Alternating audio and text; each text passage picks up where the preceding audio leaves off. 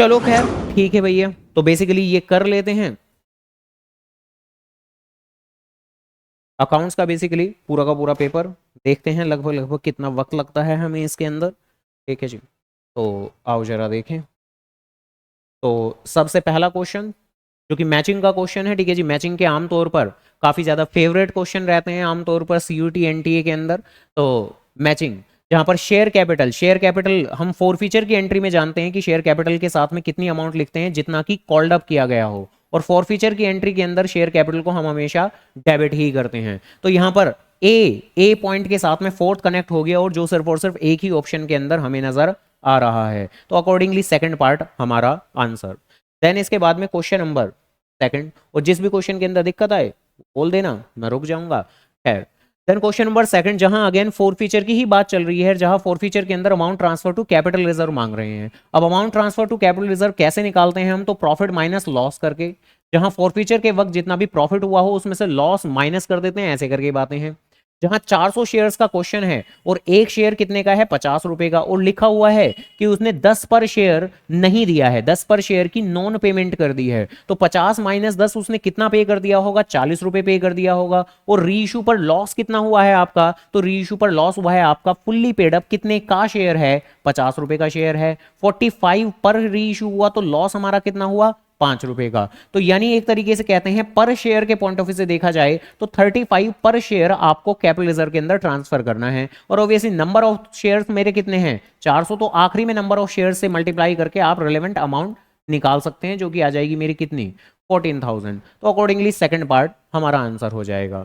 Then इसके बाद में क्वेश्चन नंबर थर्ड, जहां पर कह रहे हैं कि डिबेंचर इशू तो किए गए हैं प्रीमियम पर और रिडीम भी किए गए हैं प्रीमियम पर, तो जर्नल एंट्री ऐसे में किस कॉम्बिनेशन के साथ की जाएगी, तो ऐसे करके कह रहे हैं। अब हम जानते हैं कि डिबेंचर इशू जब कहीं भी किए जाते हैं प्रीमियम पर तो उसको पुकारते हैं हम सिक्योरिटीज प्रीमियम, और जब कहीं भी रिडम्पशन एट ए प्रीमियम होता है तो वो एक अकाउंट डेबिट एक अकाउंट क्रेडिट, यानी कि loss on issue of debenture account debit, और वो जो premium payable on redemption of debenture account वो क्रेडिट हो जाया करता है। तो अब यहां पर ये डिस्काउंट की बातें कर रहे हैं तो ये तो रिलेवेंट नहीं है। Loss on issue of debenture account is debited, yes ये वाली बात सही है हमारी। सिक्योरिटीज प्रीमियम क्रेडिट होता है तो यस, क्योंकि इशू एट ए प्रीमियम है तो ये भी बात सही है। Premium on redemption of debenture ये भी क्रेडिट होता है तो ये भी बात सही है, यानी बी सी डी वाला ऑप्शन सही रहेगा हमारा, तो फोर्थ नंबर का ऑप्शन सही रहेगा हमारा। देन इसके बाद में क्वेश्चन नंबर 4, अब जहां पर ये जो पर्टिकुलर क्वेश्चन है ये आपके एक टॉपिक था हमारा रिडम्पशन ऑफ डिबेंचर, जो पहले बेसिकली लास्ट ईयर तक हमारे सिलेबस का हिस्सा था सीयूटी के अंदर, लेकिन अब तो नहीं है। ठीक है जी, तो इस क्वेश्चन को स्किप करके चलेंगे हम लोग। ये क्वेश्चन याद ही होगा, है ना, ये किया था हमने उस दिन कि हम लोग जानते हैं जब कभी भी शेयर इशू किए जाते हैं तो मिनिमम सब्सक्रिप्शन आना जरूर चाहिए। कितना होता है मिनिमम सब्सक्रिप्शन, तो एप्लीकेशन का 90% होता है मिनिमम सब्सक्रिप्शन। और अगर कभी भी वो मिनिमम सब्सक्रिप्शन ना मिल पाए, यानी जो कंपनी है वो फेल हो जाए मिनिमम सब्सक्रिप्शन अटेन करने में, तो ऐसे में उन्हें सारा का सारा पैसा वापस कर देना पड़ता है। और अगर वो उस पैसे को वापस करने में डिले हो रही है, कितने, 8 दिन के बियॉन्ड, यानी ऑब्वियसली जो लिमिट है वो लगभग 7 दिन की 8 दिन की है, तो 7 दिन के अंदर अंदर पैसा वापस लौटाना पड़ता है हम लोगों को। अगर उससे भी बियॉन्ड कर गए हैं, यानी कि 8वां दिन लग गया है आपका, तो उस सिचुएशन में आपको इंटरेस्ट पे करना पड़ेगा। किस रेट से, तो कोई स्पेसिफिक रेट नहीं है आपका, ध्यान रखिएगा। जो मार्केट रेट चल रहा है कमर्शियल बैंक, सरकारी कमर्शियल बैंक जो कि एसबीआई है, पीएनबी है, तो बेसिकली सरकारी बैंक में जो भी प्रिवेलिंग मार्केट इंटरेस्ट रेट चल रहा है तो उसके हिसाब से आपको पैसा लौटाना पड़ेगा। एक कंपनी की पावर कहां लिखी हुई होती है, तो कंपनी की, ध्यान रखिएगा, कंपनी के बारे में जो भी बातें हैं, अब कंपनी का नाम क्या है, कंपनी का उद्देश्य क्या है, कंपनी क्यों है, कंपनी के मेन शेयर होल्डर कौन है, कंपनी के मेन डायरेक्टर कौन है, तो वो सब बातें तो एमओए, मेमोरेंडम ऑफ एसोसिएशन में लिखी जाती हैं। लेकिन कंपनी क्या कर सकती है, कैसे कर सकती है, उसका प्रोसीजर क्या है, यानी इन शॉर्ट जो भी कंपनी की रेलेवेंट पावर्स होती हैं, प्रोसीजर्स होते हैं, वो तो सारे के सारे आपके आर्टिकल ऑफ एसोसिएशन के अंदर ही कोट होते हैं। तो company calls in advance accept कर सकती है या नहीं, तो ऑब्वियसली तब जब आर्टिकल ऑफ एसोसिएशन में ऑथराइज होगी वो चीज। इसके अलावा अगला question death of a partner से, जहां पर सी की डेथ हो गई है, और आमतौर पर तो जब कहीं भी पार्टनर की डेथ अकस्मात हो जाती है, अचानक से हो जाती है, तो हम एस्टिमेशन बेस्ड प्रॉफिट देते हैं P&L सस्पेंस अकाउंट के थ्रू। तो जब कहीं भी पार्टनर की डेथ हो जाती है तो आमतौर पर अचानक से डेथ हुई तो हम एस्टिमेशन बेस्ड प्रॉफिट देते हैं P&L सस्पेंस अकाउंट के थ्रू, बट क्योंकि इस क्वेश्चन में लिखा कि उसी ही डेट पर जिस डेट पर डेथ हुई है हमने फाइनल अकाउंट बकायदा प्रिपेयर किए हैं अपना एक्चुअल प्रॉफिट पता करने के लिए, तो अब हम कोई एस्टिमेशन बेस्ड प्रॉफिट नहीं दे रहे हैं, हम क्या दे रहे हैं, एक्चुअल प्रॉफिट दे रहे हैं। तो दैट्स वाई उस सिचुएशन में तो हमारा P&L एप्रोप्रिएशन अकाउंट डेबिट किया जाएगा। अगर बात करूं कि क्रेडिट क्या किया जाएगा, तो जिस पार्टनर की डेथ हुई है मिस्टर सी, तो उसका कैपिटल अकाउंट क्रेडिट किया जाएगा। तो लेकिन फिलहाल के लिए P&L की बात कर रहे थे तो P&L एप्रोप्रिएशन अकाउंट डेबिट किया जाएगा। अगर ये एक्चुअल अकाउंट प्रिपेयर किए गए हैं ऐसी बात ना लिखी होती तो P&L सस्पेंस अकाउंट डेबिट किया जाएगा, वो हमारा सही आंसर होता। इसके अलावा क्वेश्चन नंबर 8 जहां पर कह रहे हैं कि एडमिशन के वक्त में हमारी बुक्स के अंदर मशीन नजर आ रही है कितनी, 45,000 की, और ये जो मशीन है वो आपकी अंडर वैल्यूड है, अंडर वैल्यूड है। अब सबसे पहली बात, अगर अंडर वैल्यू है तो हमें मशीन की वैल्यू को कम करना है या बढ़ाना है, बढ़ाना है। तो बढ़ाना है तो हम बढ़ाएंगे, हालांकि इसकी कैलकुलेशन करने के लिए तो 45,000 अब इनटू में आमतौर पर तो 10 अपॉन में 100 करते हैं, बट फिलहाल के लिए ये जो पर्टिकुलर मशीन है ये आपकी अंडर वैल्यूड है, तो ये तो सिर्फ और सिर्फ 90% के बराबर होगी, तो 90। तो अकॉर्डिंगली यहां पर कितना आएगा आपका 5,000, यानी आपको कितने से बढ़ाना है, 5,000 से बढ़ाना है, तो 45 प्लस 5 जो कि बन जाएगा मेरा 50,000। इवन इस चीज को हम एक और दूसरे तरीके से भी कर सकते थे। कैसे दूसरे तरीके से, फिलहाल हमने क्या किया, 45,000 निकाला, 5,000 निकाला, दोनों को ऐड किया तब जाके 50 आया। आप दूसरे तरीके से ऐसे भी कर सकते थे कि ये जो 45,000 है ये आपकी 90% के इक्विवेलेंट है।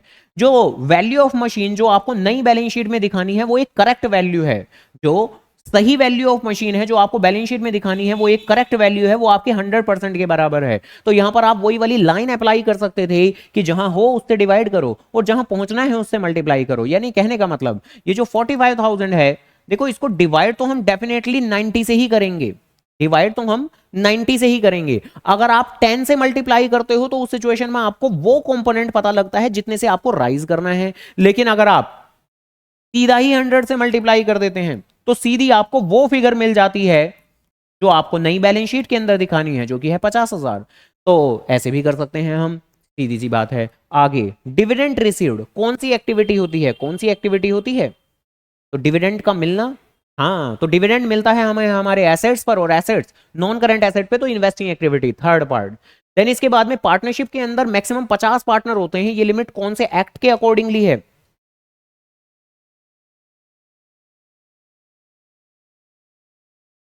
हाँ। अब यहां पर, हाँ, यहां पर इन्होंने बेसिकली ये लिखा हुआ है कि this limit set by the, अब वैसे तो ऑब्वियसली इसका एक करेक्ट ऑप्शन ये भी हो सकता था अगर वो ऑप्शन के अंदर हमें नजर आता कि कंपनीज एक्ट 2013, कंपनीज एक्ट 2013, तो ये भी आपका एक करेक्ट ऑप्शन होता, ध्यान रखिएगा। हालांकि कंपनीज एक्ट 2013 के अंदर बकायदा ये बातें लिखी हुई हैं कि मैक्सिमम नंबर ऑफ पार्टनर्स कितने हो सकते हैं, 50, और इस लिमिट को चाहे तो सरकार आगे चलकर बढ़ा भी सकती है। जिस लिमिट को आज की डेट तक उन्होंने 50 रखा हुआ है, अगर वो आगे चलकर बढ़ाएगी तो 200 तक बढ़ा सकती है। कौन, सेंट्रल गवर्नमेंट।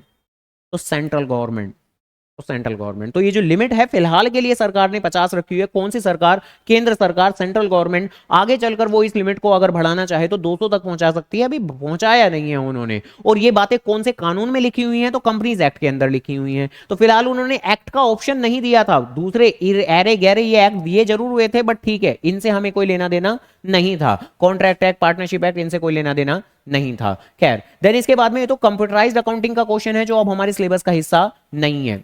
आगे, if there is no claim, कोई क्लेम ही नहीं है वर्कमैन कंपनसेशन रिजर्व के लिए, तो इट इज, क्या करेंगे हम, एडमिशन के वक्त हम रिजर्व पार्टनर को दे देंगे, तो पार्टनर के कैपिटल अकाउंट में क्रेडिट कर देंगे। तो इट इज क्रेडिटेड, ध्यान रखिएगा, क्रेडिटेड, तो it is credited to old partner capital account, old partner capital account. Admission के वक्त की बात चल रही है, तो दैट्स वाई एडमिटेड पार्टनर को नहीं देंगे, सिर्फ और सिर्फ पुराने पार्टनर्स को ही दे देंगे। देन इसके बाद में एबीसी 3 पार्टनर हैं जहां पर पुराना प्रॉफिट शेयरिंग रेशो दिया हुआ है, उन्होंने नया प्रॉफिट शेयरिंग रेशो इक्वली की बात कर रहे हैं, तो सेक्रीफाइस और गेन मांग रहे हैं, तो बारी बारी से एक एक किसी पार्टनर की ही कैलकुलेशन कर लेते हैं, लाइक एक ही कैलकुलेशन करते हैं, तो obviously old profit sharing ratio जो कि हो जाएगा मेरा कितना 3/10 एंड देन 1/3 आपका इक्वली है, क्योंकि देन यहां पर एलसीएम लेके क्या आएगा 30, देन 10 3 3 3 जा 9, तो -1, तो -1 यानी कि गेन आ रहा है, और ए गेन 1/30 यहां है, और भी कहीं है, तो ऑब्वियसली और किसी ऑप्शन में ये नजर नहीं आ रहा है ना, और किसी ऑप्शन में नजर नहीं आ रहा, तो बस यही अपना आंसर होगा, आगे कैलकुलेट करने की जरूरत है ही नहीं।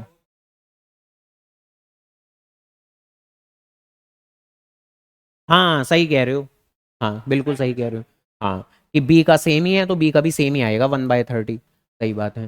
देन यहाँ पे अगेन मैचिंग वाला क्वेश्चन आ गया है हमारा, ठीक है जी, जहाँ ऑब्वियसली हम लोगों ने याद किया हुआ था, मंथली का केस याद किया हुआ था, क्वार्टरली का केस याद किया हुआ था, हाफ ईयर का केस याद नहीं किया हुआ था देखा जाए तो। बाकी at the end of each quarter, at the end of each quarter के केस में क्या होता था,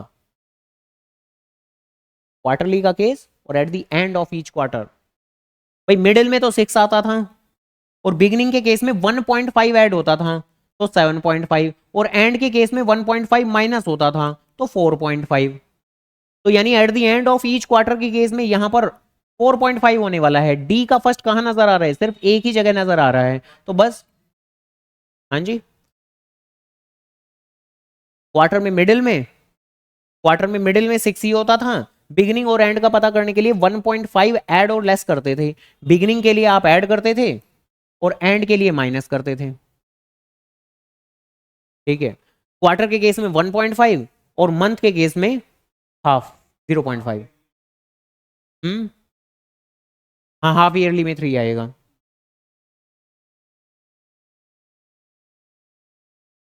हम्म,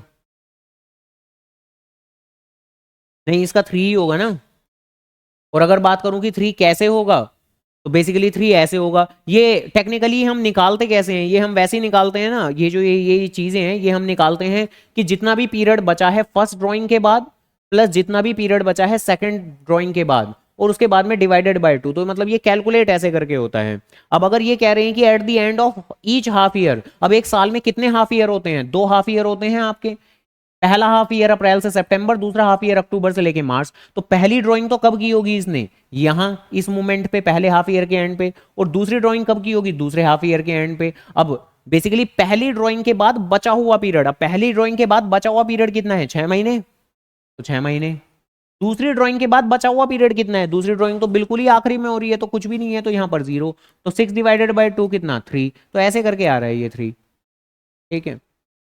बाकी तो वही कि भाई इनमें से जो भी अब बात आपको याद है एक को ही आप पता कर लें तो ज्यादातर ऑप्शन आपको मिल जाता है उससे भी। खैर आगे बात करते हैं, तो बेसिकली गारंटी का क्वेश्चन आ गया है, जहां कविता ललिता 2 पार्टनर हैं, रेशो आपको दिया हुआ है, उन्होंने डिसाइड किया कि मोहन को एडमिट करेंगे 1/4 शेयर के लिए, जहां मोहन को हर हाल में 25,000 रुपए जरूर मिलेंगे।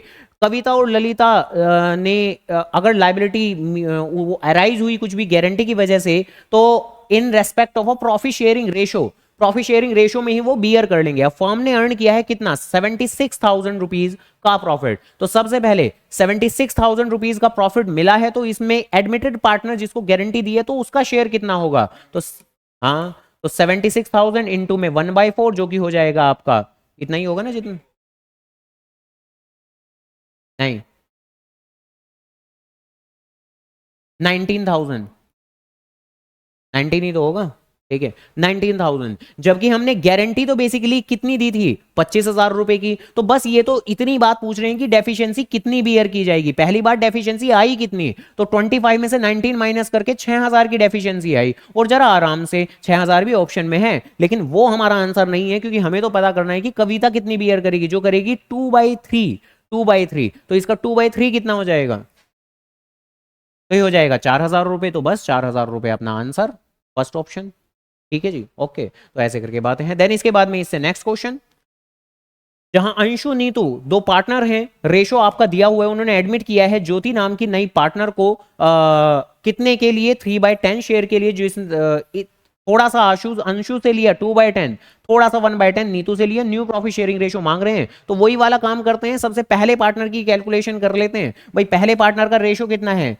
3/5, और पहले पार्टनर से लिया कितना है इसने 2/10, तो 2/10 जैसे ही माइनस करेंगे तो बताओ कितना आएगा। भाई एलसीएम आएगा मेरा 10, और आगे 5 2 2 3 जा 6, 6 - 2 4, तो 4/10। अब कहां पर सबसे पहले नंबर पर 4 नजर आ रहा है, यहां पर तो मोस्ट प्रोबेबली यही आपका आंसर होगा। हो गई बात खत्म, आगे बढ़ जाते हैं। कह रहे हैं journal entry for the treatment of a goodwill, जब एक नया पार्टनर गुडविल कैश में लाता है and one of the old partner gain. आमतौर पर तो जब एक नया पार्टनर आता है तो बाकी सेक्रीफाइस ही करते हैं ना, लेकिन यहां पर वो जो नया पार्टनर आ रहा है वो तो आ ही रहा है, पुराने पार्टनर में से भी एक ने गेन किया हुआ है।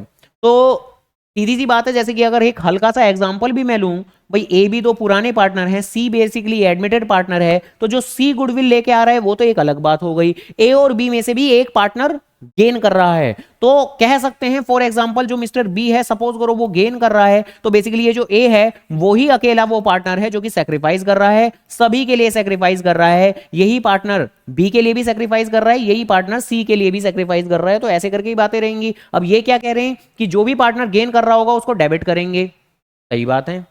प्रीमियम फॉर गुडविल अकाउंट भी डेबिट होगा, ये भी तो सही बात है। सैक्रिफाइसिंग वाले पार्टनर को तो क्रेडिट करेंगे, ये भी तो सही बात है। गेनिंग वाले पार्टनर को क्रेडिट करेंगे, ये गलत बात है। तो यानी कि एबीसी वाला हमारा ऑप्शन सही रहेगा, तो एबीसी सेकंड पार्ट।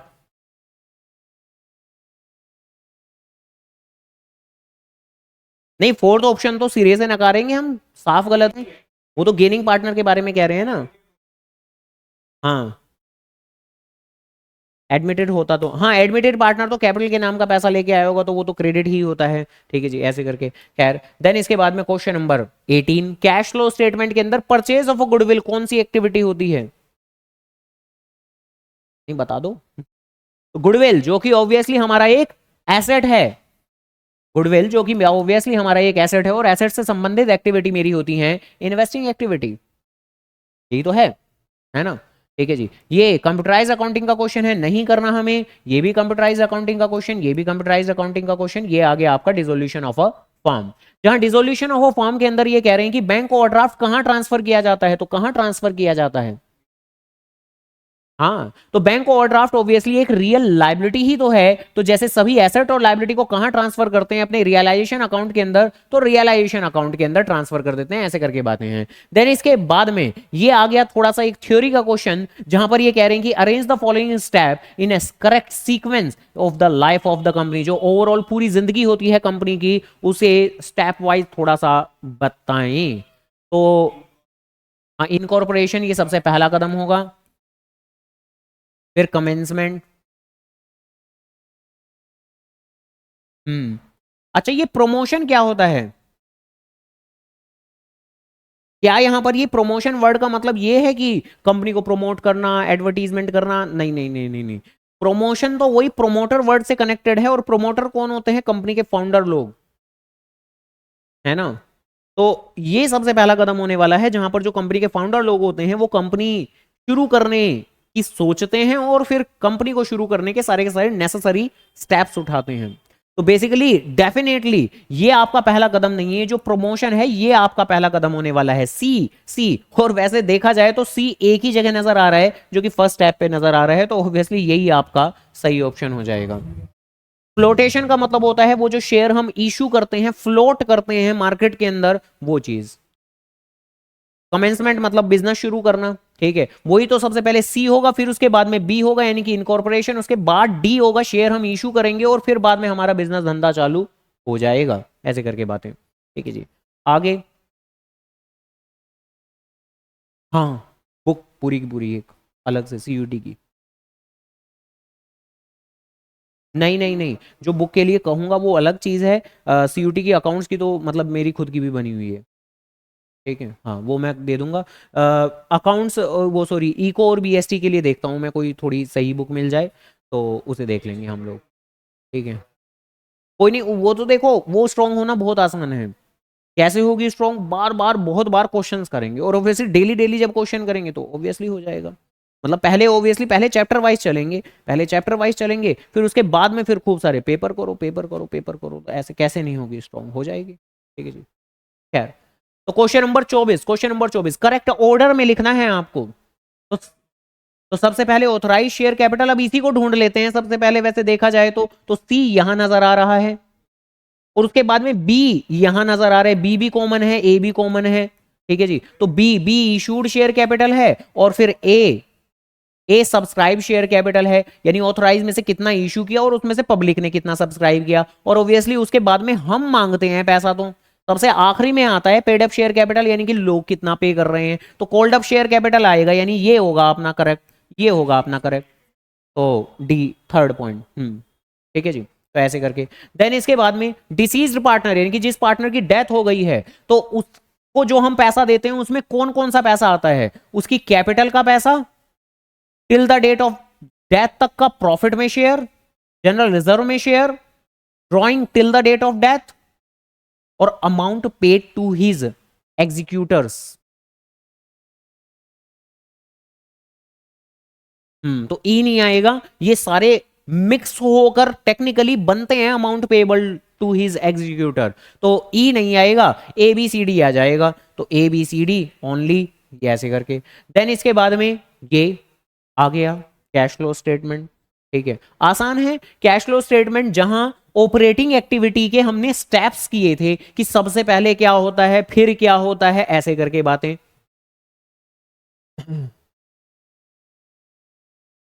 तो भाई देखो, एक तो कैश जनरेटेड फ्रॉम ऑपरेशन दिया हुआ है, जो वो तो नीचे होता है। ठीक है, वो तो नीचे होता है। इसके अलावा ये operating profit before working capital changes, ये थोड़ा ऊपर होता है।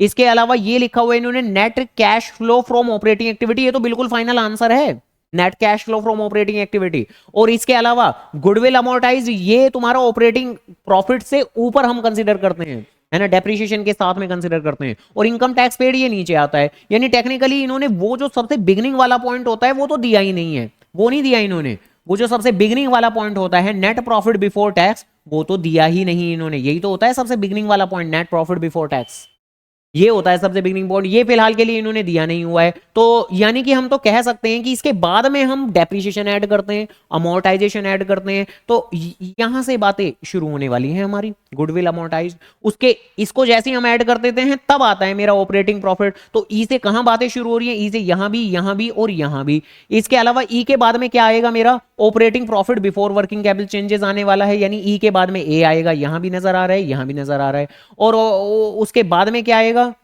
तो कैश जनरेटेड फ्रॉम ऑपरेशन आएगा, यानी कि बी पार्ट आएगा, तो यहां नजर आ रहा है। और फिर कैश जनरेटेड फ्रॉम ऑपरेशन में से हम टैक्स पेड माइनस करेंगे, तो डी पॉइंट सबसे आखिरी answer cash flow from operating activity आ जाएगा, तो थर्ड पॉइंट मेरा आंसर होगा। Ratio ratio ratio ratio ratio के क्वेश्चन, जहां ट्रेड रिसीवेबल टर्नओवर रेशो मांग रहे हैं, ट्रेड रिसीवेबल टर्नओवर रेशो में हम जानते हैं कि हमारा जो फॉर्मूला होता है वो होता है क्रेडिट सेल और अपॉन में एवरेज ट्रेड रिसीवेबल। जहां अगर एवरेज अगर आप ना निकाल पाओ तो आप बिना एवरेज किए भी कर सकते हो, जैसे कि अगर यहां पर कोई ओपनिंग क्लोजिंग बैलेंस ऑब्वियसली नहीं दिए हुए, ओपनिंग क्लोजिंग देते हैं तो ओपनिंग क्लोजिंग को ऐड करके डिवाइडेड बाय 2 करते हैं, बट फिलहाल तो यहां पर नहीं है ऐसा। अच्छा, ये जो एवरेज ट्रेड रिसीवेबल, यहां पर ट्रेड रिसीवेबल का मतलब क्या होता है, ट्रेड रिसीवेबल क्या होते हैं, हाँ बिल्कुल सही बात, यानी कि डेटर्स, यानी ये रहे हमारे डेटर, और बिल रिसीवेबल यानी ये रहे, तो अकॉर्डिंगली मेरे कितने बन जाएंगे ट्रेड रिसीवेबल, हाँ, तो 107, तो 107। और इसके अलावा मेरी सेल्स तो कितनी है, सेल्स तो ये है रेवेन्यू फ्रॉम ऑपरेशन, ऑल्दो हम लोग क्रेडिट सेल कंसीडर करते हैं, बट ऑब्वियसली इन्होंने कैश सेल वगैरह दिया नहीं हुआ जिसकी मदद से हम निकाल पाए, तो फिलहाल के लिए तो इसी की मदद से निकालना पड़ेगा हमें। तो 8,75,000 और डिवाइडेड बाई यही 1,07,000, क्या आएगा, डेसिमल में आएगा ऑब्वियसली, आंसर भी गंदे बुंदे से ही दिए हुए हैं इन लोगों ने। तो 107 और 875 कितना आएगा, सबसे पहले 8.1 पे ही जाएगा, हाँ सबसे पहले तो ये इतना हो जाएगा ना, इतना, और फिर इसके बाद ये कितना बचेगा, 15 और 4 19, हाँ 1 पे ही जाएगा फिर उसके बाद में, है ना, तो 8.18 ही होगा, सही है। देन इसके बाद में कैलकुलेट एवरेज कलेक्शन पीरियड, ये एवरेज कलेक्शन पीरियड क्या होता है, तो जरा सुन लेते हैं। एवरेज कलेक्शन पीरियड का मतलब कि ऑन एन एवरेज कितने वक्त में कलेक्शन आ रहा है, जिसके की फॉर्मूले होते हैं आपके क्या, या तो 12 divided by trade receivable turnover ratio, या फिर 365 divided by trade receivable turnover ratio. अगर आप अपना आंसर मंथ्स में चाहते हो, मंथ्स में, तो उस सिचुएशन में आप ये फॉर्मूला अप्लाई करते हो क्योंकि एक साल में 12 महीने होते हैं, और अगर साल में चाहते हो तो ये वाला। ऑब्वियसली फिलहाल ऑप्शन सिर्फ डेज में ही दिए हुए हैं, तो आपको डेज के हिसाब से ही कैलकुलेशन करनी पड़ेगी। तो 365 divided by trade receivable turnover ratio, जो हमारा तो आया था 8.18, बट फिलहाल हम फ्रैक्शन की मदद ले लेते हैं, यानी ये इससे बना था ना ये 875 और अपॉन में 107, तो 875 और अपॉन में 107, तो वो अपॉन का 107 आपका ऊपर शिफ्ट हो जाएगा। ये कुछ कैंसिल हो पाएगा क्योंकि यहां पर तो एकदम राउंड आंसर आ रहे हैं।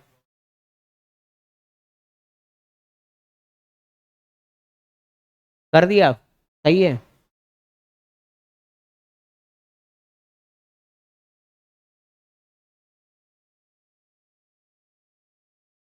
अच्छा, हाँ, रफली यही आएगा, हालांकि अप्रोक्स में ही आएगा, कंप्लीट आंसर तो नहीं आएगा। हाँ, 8.2 रख के, यानी 8 से लगभग इतना ही पड़ेगा, 40 की रेंज में। ठीक है जी, ट्रेड पेबल टर्नओवर रेशो के लिए यही काम करना है, यानी कि इस बार हमें अपनी परचेजेस की मदद लेनी है। जैसे यहाँ पर हम सेल को डिवाइड करते हैं ट्रेड रिसीवेबल से, तो यहाँ पर तो परचेज को करेंगे, तो परचेज की फिगर हमारी कितनी है, 4,20,000, और क्रेडिटर और बिल पेबल को कंसिडर करेंगे। बताओ दोनों का टोटल कितना होगा, 142, और परचेज है 4,20,000, तो बस 4,20,000, 4,20,000 और डिवाइडेड बाई 142, 2.96, पक्का। चलो ठीक है जी, और एवरेज पेमेंट पीरियड के लिए फिर से वही काम करना है आपको, 365 divided by trade payable turnover ratio, तो उससे अप्रॉक्स करके जो भी निकलना होगा वो आ जाएगा। ठीक है, डिवाइड करना है, इसमें तो एग्जैक्ट ही निकालना पड़ेगा क्योंकि काफी पास के भी दिए हुए हैं इन्होंने, 121 और 123, इसमें तो ऑब्वियसली कैलकुलेशन करनी पड़ेगी। ठीक है, मगर मतलब हो जाएगा, ठीक है, ज्यादा कोई बड़ी चीजें नहीं है। आगे जरा आराम से, ये trade receivable turnover ratio, trade payable turnover ratio, तो ये कौन से रेशो होते हैं हमारे, एक्टिविटी रेशो, आसान सी बात है हमारी। देन इसके बाद में ये कुछ पैराग्राफ के बेसिस पे क्वेश्चन आए, जहां ये कह रहे हैं what is a mode of dissolution of the firm followed by जी के बी।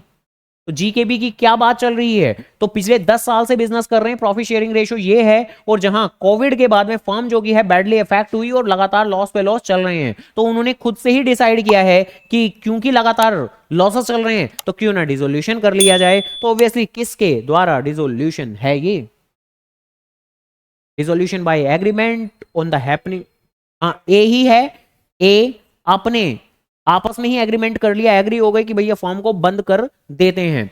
जो सेकंड पॉइंट है on happening of a certain contingency, इसका मतलब है कुछ घटना घटित हो जाने से, यानी अगर सपोज करो हमने एक बिल्डिंग बनानी थी, बस उसके लिए ही पार्टनरशिप थी, तो बिल्डिंग बन गई, इवेंट हो गया, बात खत्म, डिसोल्व हो जाएगी। हाँ,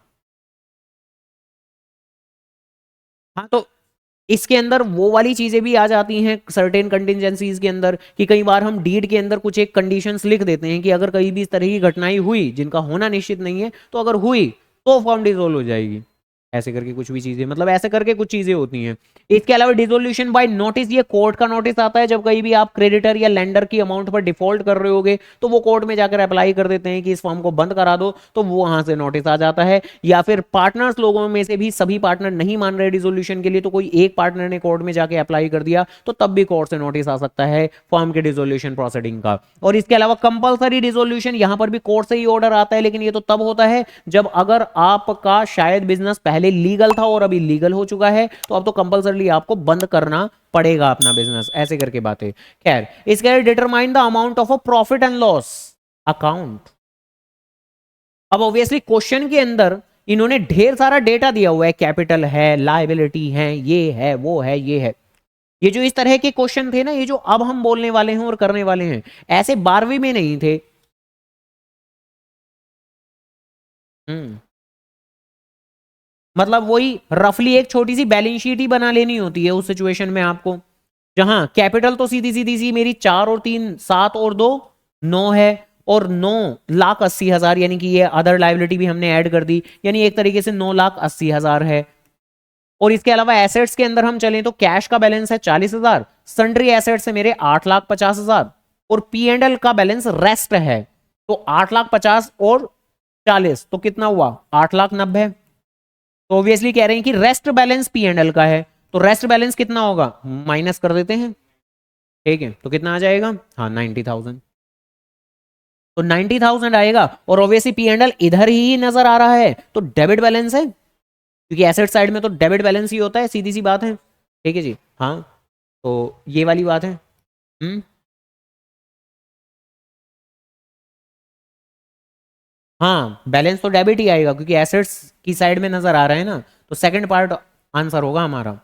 और इसके अलावा कह रहे हैं कि determine gain slash loss on realisation, ये वाली चीज मांग रहे हैं, तो उसके लिए तो बेसिकली क्या करेंगे, तो जो आगे की बातें लिखी हुई हैं उनको कंसीडर करेंगे। जहां पर ये कह रहे हैं कि जो लाइबिलिटीज हैं वो फुल पे हो गई, यानी जितने की लाइबिलिटी थी उतनी ही पे हो गई, तो टेक्निकली लाइबिलिटी का तो कोई रोल रहेगा ही नहीं प्रॉफिट या लॉस की कंप्यूटेशन के अंदर।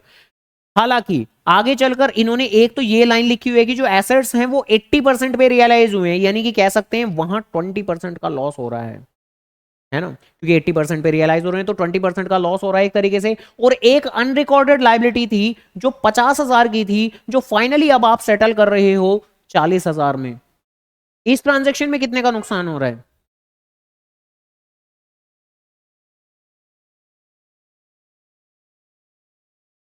ठीक है, मैं इस क्वेश्चन को दोनों तरह से तुम्हें बता देता हूं, दोनों तरह से सिखा देता हूं कि क्या, बेसिकली दोनों तरीके से बता देता हूं, यानी कि थोड़ी सी अच्छे से क्लैरिटी आ जाएगी कि रियलाइजेशन अकाउंट काम कुछ किस तरीके से करता है। क्या रियलाइजेशन डेबिट टू बैंक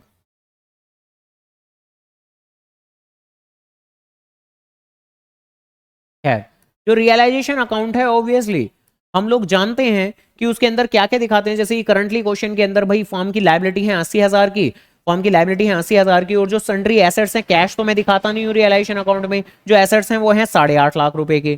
तो एसेट्स मेरे इस तरफ दिखाता हूं मैं, तो ये आएंगे मेरे कितने, 8.5 लाख रुपए के, और जो लाइबिलिटी है वो है कितने की, 80,000 की। अब उन्होंने बोला हुआ था कि जो एसेट्स हैं वो 80% पे रियलाइज हुए हैं, और हम जानते हैं जब जब एसेट रियलाइज होते हैं तो क्रेडिट साइड में बाय बैंक हम लिखते हैं, और कितना लिखेंगे, इनका 80% लिखेंगे। तो इनका 80% कितना होगा, यानी एक तरीके से 20% कम लिखेंगे। तो 20% तो इनका हो जाएगा ये 1,70,000। तो हाँ, कितना कह रहे थे तुम, 86, हाँ सही बात है। तो 80% आ जाएगा आपका 86। उसके बाद में कह रहे थे कि एक 50,000 की अनरिकॉर्डेड लाइबिलिटी थी, एक 50,000 की अनरिकॉर्डेड लाइबिलिटी थी जिसको कि आप सेटल कर रहे हो 40,000 में, और बाकी की लाइबिलिटी फुल पे हो रही है आपकी। तो जरा आराम से, ये जो 80,000 की लाइबिलिटी थी, ये जो 80,000 की लाइबिलिटी थी, ये तो 80,000 ही पे हो गई, और साथ में एक 50,000 की अनरिकॉर्डेड लाइबिलिटी थी। अब क्योंकि अनरिकॉर्डेड लाइबिलिटी थी तो वो वहां तो गई नहीं थी, लेकिन उसके 40,000 रुपए आ जा रहे हैं आपके, तो वो 40,000 तो यहां आएंगे, तो टोटल एक 20 जा रहा है पैसा। तो बताओ जी क्या ये बात समझ में आ गई क्या, ठीक है जी, ओके। देन इसके बाद में क्वेश्चन में आगे लिखा हुआ है कि कुछ रियलाइजेशन एक्सपेंसेस हैं 30,000 के, being paid by G on behalf of a firm, कि पार्टनर ने पे कर दिया। आप चाहे जिसने मर्जी पे किए हों, ऑब्वियस सी बात है कि डेबिट साइड में तो आएंगे जरूर, तो डेबिट साइड में वही पार्टनर के नाम से आएंगे, 30,000 थे ना शायद। तो बस यही सारा का सारा है। तो बताओ जी क्या यही समझ में आ गया, और इस कैलकुलेशन को आप कर लेंगे, और इसी ही कैलकुलेशन को एक दूसरे तरीके से भी सोचना बता दूंगा मैं, क्योंकि ऑब्वियसली इस तरीके के फॉर्मेट के अंदर आप लोगों को पूरा का पूरा अकाउंट बनाना पड़ता है, तब जाके आपका मेन कंक्लूजन निकलेगा। लेकिन चीजों को समझने का एक दूसरा तरीका भी है, वो अभी देख लेते हैं हम। पहले जरा यहां से कैलकुलेशन कर लें, बताओ जी कितना आएगा ये। हाँ ये आ जाएगा तुम्हारा 850, सर हाँ 10 लाख हो गया पूरा, 10 लाख, और यहाँ 10 लाख में से ये, हाँ तो 2,40,000। ठीक है जी। अब सेम इसी चीज को सोचने का जो दूसरा तरीका है बिना अकाउंट बनाए बगैर, तो वो बेसिकली क्या है, तो जरा आराम से हम कुछ कुछ चीजों को एलिमिनेट करते चले जाते हैं। यानी कि भाई एसेट्स बेसिकली कितने पे रियलाइज हुए, 80% पे। तो यानी एक तरीका कह सकता हूं मैं कि एसेट्स पर फायदा हुआ या नुकसान हुआ। हाँ, हाँ नुकसान हुआ। तो एसेट्स पे नुकसान हुआ है, और कितना नुकसान हुआ है भाई, 80% कम रियलाइज हुआ है, तो एक तरीके से 20% का लॉस हो रहा है मुझे। और वो 20% का लॉस कितना है, 1,70,000। सही बात है। अब देखो क्लास 12 के अंदर तो बोलते थे हम लोग कि हाँ फायदा या नुकसान निकालना हमारा काम नहीं है, वो तो रियलाइजेशन अकाउंट का काम है, वो खुद कर लेगा। क्योंकि तब तो था हमारे सिलेबस में रियलाइजेशन अकाउंट बनाना, ज्यादातर पेपर में भी आता था। बट अब तो बेसिकली कई बार सोचेंगे हम फायदा नुकसान, जैसे अब यहां पर सोचा हमने फायदा नुकसान कि एसेट्स 80% पे रियलाइज हो रहे हैं, तो कितना कम रियलाइज हो रहे हैं, 20%। तो हमने 20% ही कंसिडर कर लिया सिंपली, सिर्फ और सिर्फ। एसेट कितने के हैं, कितने में बिक रहे हैं, ये नहीं देखेंगे हम। जो डिफरेंस है, अगर कम में बिक रहा है तो नुकसान, ज्यादा में बिक रहा है तो फायदा। क्योंकि अब हमारा अल्टीमेट पर्पस फायदा निकालना है, और वो हम ही निकाल लेंगे खुद, जिससे कि रियलाइजेशन अकाउंट बनाना ना पड़े हमें। ठीक है जी। देन उसके बाद में लाइबिलिटी की अगर मैं बात करूं, देखो ये जो 80,000 की लाइबिलिटी थी, उन्होंने कहा था कि भाई ये तो सेम अमाउंट ही पे कर दी, तो यानी इसका तो प्रॉफिट या लॉस में कोई रोल ही नहीं रहेगा। इसका तो प्रॉफिट या लॉस में कोई रोल ही नहीं रहेगा, क्योंकि 80 की लाइबिलिटी 80 में ही पे हो गई। सही बात है। तो इसका तो प्रॉफिट और लॉस में कोई रोल ही नहीं रहेगा।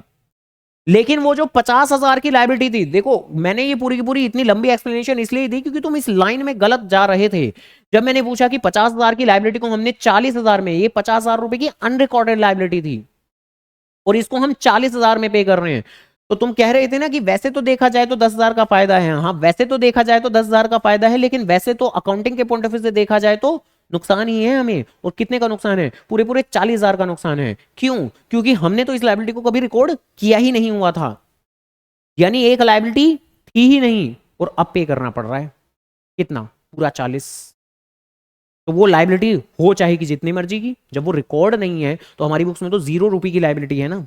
अब 0 रुपए की लाइबिलिटी को आप 40,000 पे कर रहे हो, तो 40,000 पे कर रहे हो तो 40,000 का नुकसान कंसिडर करके चलूंगा मैं। तो 40,000 का अगेन नुकसान कंसिडर करके चलूंगा मैं। तो लाइबिलिटी के टर्म में भी लॉस हो रहा है मुझे, कितने का, 40,000 रुपए का। जब कहीं भी आपको बिना रियलाइजेशन अकाउंट बनाए बगैर सीधा प्रॉफिट लॉस निकालना है, तो आप ऐसे करके ही सोचते हो।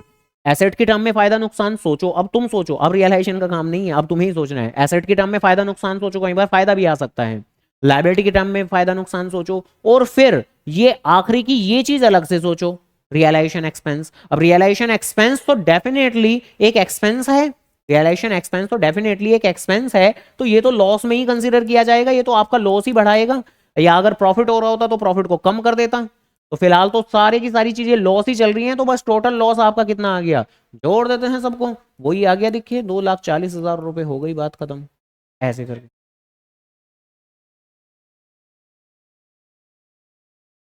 हाँ, हाँ, हाँ, उसको कंसिडर करेंगे। और अब हम सोचेंगे फायदा नुकसान, 12वीं में तो हम नहीं सोचते थे फायदा नुकसान, अब हम सोचेंगे फायदा नुकसान। तो ऐसे करके बातें हैं। तो कोई नहीं, बाकी इस तरह के तो काफी और भी एमसीक्यूज करेंगे हम, तो और ज्यादा क्लैरिटी के साथ आ जाएगी बात में समझ में। ठीक है, यही बातें हैं जो हम 12वीं के मुकाबले थोड़ा अलग तरीके से चलते हैं यहाँ पर। ठीक है जी। तो ये गेन या लॉस हमें पता लग गया है। तो क्या हुआ है जी, हमें लॉस हुआ है 2,40,000 रुपए का। इसके अलावा रियलाइजेशन एक्सपेंसेस की क्या जर्नल एंट्री होगी, तो मिस्टर जी ने पे किए थे, तो हमें तो उसे पैसा देना है, तो क्या एंट्री होगी, सेकंड वाली की, जी कैपिटल अकाउंट क्रेडिट हो जाएगा हमारा, और realisation account debit. Existing P and L account का जो बैलेंस है वो शेयर किया जाएगा पार्टनर्स के बीच में, ऑब्वियसली किस रेशो के अंदर, तो क्वेश्चन के अंदर क्या कोई रेशो दिया हुआ था, तो यस दिया हुआ था, तो जो दिया हुआ था उसी ही रेशो के अंदर बांट दिया जाएगा, तो 5:3:2 के अंदर बांट दिया जाएगा। इसके अलावा ये क्वेश्चन तो एनपीओ नॉन प्रॉफिट ऑर्गेनाइजेशन का है, जो कि अब आपके सिलेबस में नहीं है। ये भी नॉट फॉर प्रॉफिट यानी एनपीओ का टॉप क्वेश्चन है, नहीं है सिलेबस में। ये जरा आ जाते हैं, share capital, share capital, reserve and surplus, reserve capital. हालांकि रिजर्व कैपिटल तो ऑब्वियसली पता ही है हमें बहुत अच्छे से, एक ऐसी कैपिटल जो हम रिजर्व करके रखेंगे कि जो मंगाएंगे एक दिन हम, जब कहीं भी कंपनी बंद हो रही होगी। और डेफिनेटली करंट लायबिलिटी आपका कॉल्स इन एडवांस होता है, और शेयर कैपिटल को आप लिंक अप कर सकते हो किससे, subscribed and not fully paid से। रिजर्व एंड सरप्लस के अंदर सिंकिंग फंड आता है। अब ये सिंकिंग फंड होता क्या है तो वैसे हमें नहीं पता, बट ये डिबेंचर के कंसर्न में डिबेंचर से रिलेटेड एक तरह का रिजर्व होता है।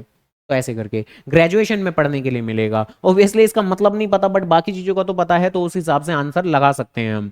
तो ए का थर्ड एक ही जगह नजर आ रहा है, तो बस यही अपना रिलेवेंट आंसर हो गया। क्वेश्चन नंबर 40 जहां कह रहे हैं which of the following would affect the revaluation account at the time of reconstitution of a partnership.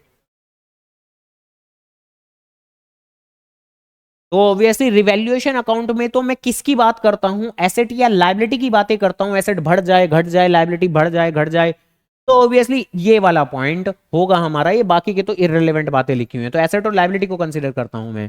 Then इसके बाद में करेक्ट सीक्वेंस क्या होगा जब कहीं भी हम पार्टनरशिप फर्म के फाइनल अकाउंट प्रिपेयर कर रहे हों तो पहले ट्रेडिंग अकाउंट तो सी, उसके बाद B P and L account B, फिर उसके बाद में ए और फिर उसके बाद में डी। तो बस ये ए और डी यहां नजर आ रहा है, तो फर्स्ट पॉइंट हो गया आंसर।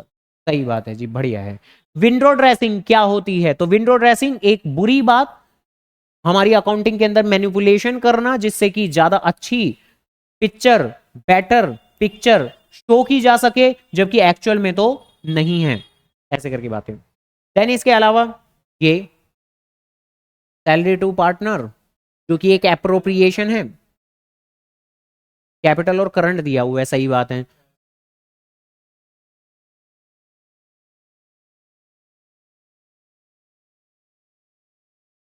तो ए का डी, हाँ सही बात है, ए का डी सैलरी जाएगी करंट अकाउंट के क्रेडिट साइड में। इंटरेस्ट ऑन पार्टनर्स लोन, तो ये तो एक चार्ज होता है, चार्ज होता है। और सभी एप्रोप्रिएशन तो पी एंड एल एप्रोप्रिएशन में जाते हैं, लेकिन सभी चार्ज तो पी एंड एल अकाउंट में जाते हैं। तो ए का फोर्थ वैसे एक ही जगह नजर आ रहा है, तो डेफिनेटली यही सही आंसर होगा। इसमें बी का थर्ड भी नजर आ ही गया हम लोगों को। ठीक है,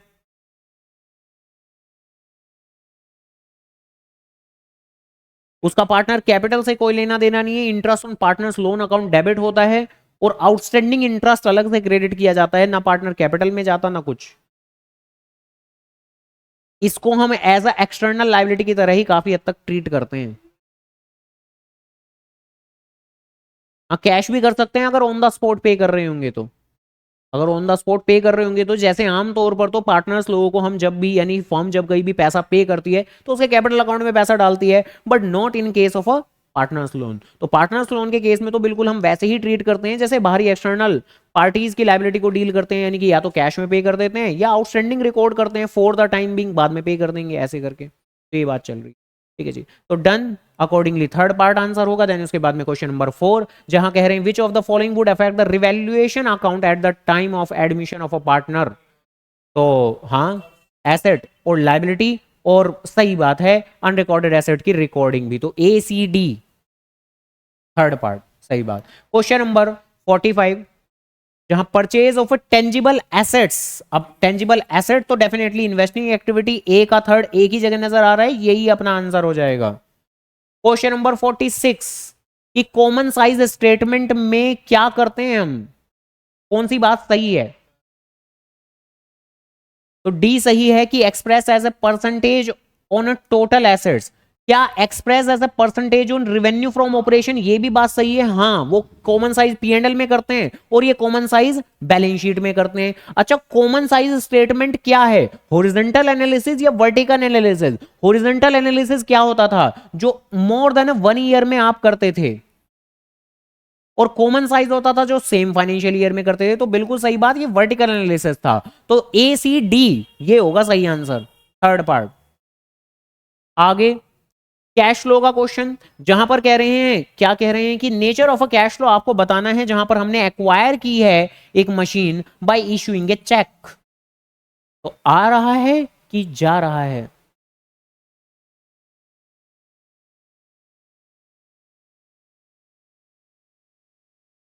हाँ,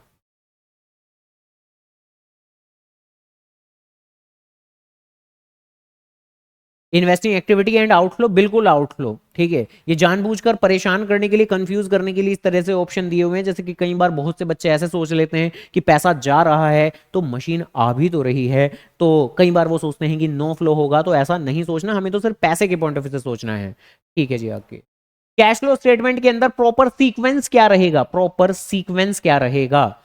तो अगेन इस बार तो नेट प्रॉफिट बिफोर टैक्स मिल गया हम लोगों को, तो डी से बातों की शुरुआत होगी और डी एक ही जगह है, तो बस यही अपना आंसर होने वाला है, ठीक है, सीधी सी बात है।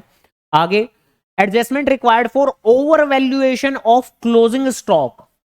अगर कहीं भी गुडविल कैलकुलेशन के अंदर क्लोजिंग स्टॉक ओवर वैल्यू हो रहा हो तो ऐसे में क्या होगा? हम लोग जानते हैं अच्छे से कि ट्रेडिंग अकाउंट की किस साइड आता है क्लोजिंग स्टॉक? हाँ जी, और राइट साइड कौन सी साइड होती है? इनकम वाली साइड। और क्लोजिंग स्टॉक के ओवर वैल्यू होने का मतलब है कि इनकम ओवर वैल्यू हो गई, और अगर इनकम ओवर वैल्यू हो गई तो प्रॉफिट बढ़ जाएगा। जिस साल का क्लोजिंग स्टॉक ओवर वैल्यू होगा उस साल का प्रॉफिट बढ़ जाएगा, बल्कि बल्कि बल्कि बल्कि क्योंकि इस साल का क्लोजिंग स्टॉक इससे अगले साल का ओपनिंग स्टॉक होगा, और ओपनिंग स्टॉक तो एक्सपेंस में आता है, तो उससे अगले साल प्रॉफिट गिर जाएगा, गिर जाएगा। तो प्रॉफिट पे इंपैक्ट एक साल पे नहीं पड़ेगा, 2 साल पे पड़ेगा। करंट ईयर का प्रॉफिट बढ़ जाएगा, नेक्स्ट ईयर का प्रॉफिट गिर जाएगा, क्योंकि वो ओपनिंग स्टॉक का इंपैक्ट डालेगा। पहली वाली आ गई थी बात समझ में?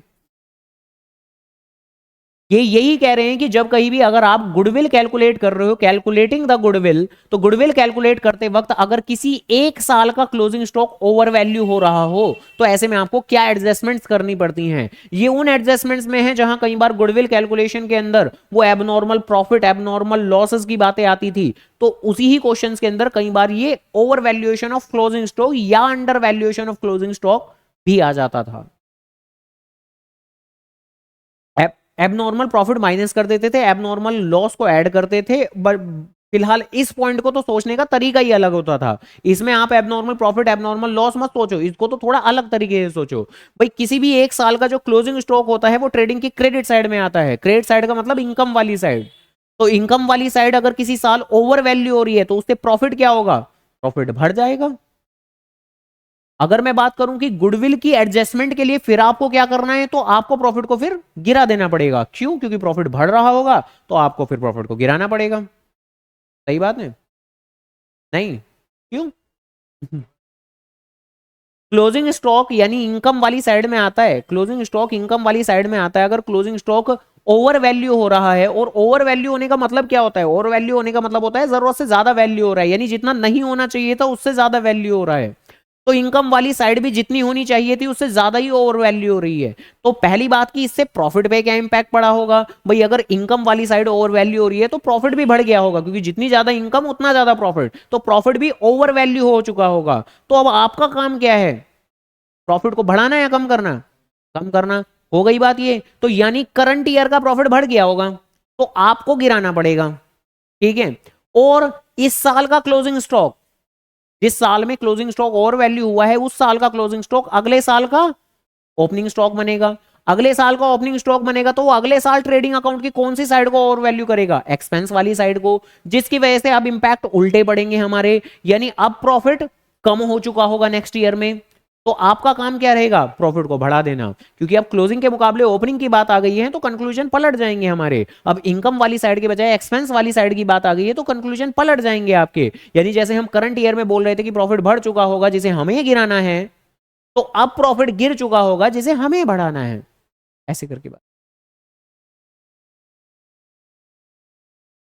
क्या कोई इफेक्ट नहीं होगा? नहीं, ईयर वाइज बातें तो बदलेंगी, ईयर वाइज के, करंट ईयर, प्रीवियस ईयर। तो ये कह रहे हैं, तो ऐसे में आप कैलकुलेशन करते वक्त क्या एडजस्टमेंट करेंगे? तो जैसा कि हमने कहा था, क्या कहा था कि बेसिकली करंट ईयर का प्रॉफिट बढ़ गया होगा तो हमें क्या करना पड़ेगा? गिराना पड़ेगा।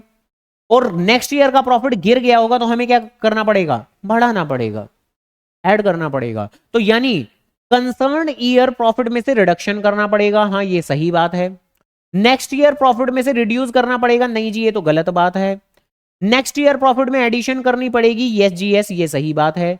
ये कह रहे हैं addition to previous year profit. अब प्रीवियस ईयर प्रॉफिट में कुछ नहीं होता, भाई जिस ईयर में गलती हुई है उस ईयर में और उससे अगले साल में होना है सिर्फ और सिर्फ, पिछले साल में कुछ नहीं होना है आपका। तो बेसिकली ये भी गलत चीज है। तो आपका सिर्फ और सिर्फ ए और सी सेकंड पॉइंट सही है। तो बताओ जी कि बात समझ में आ गई है? ठीक है जी।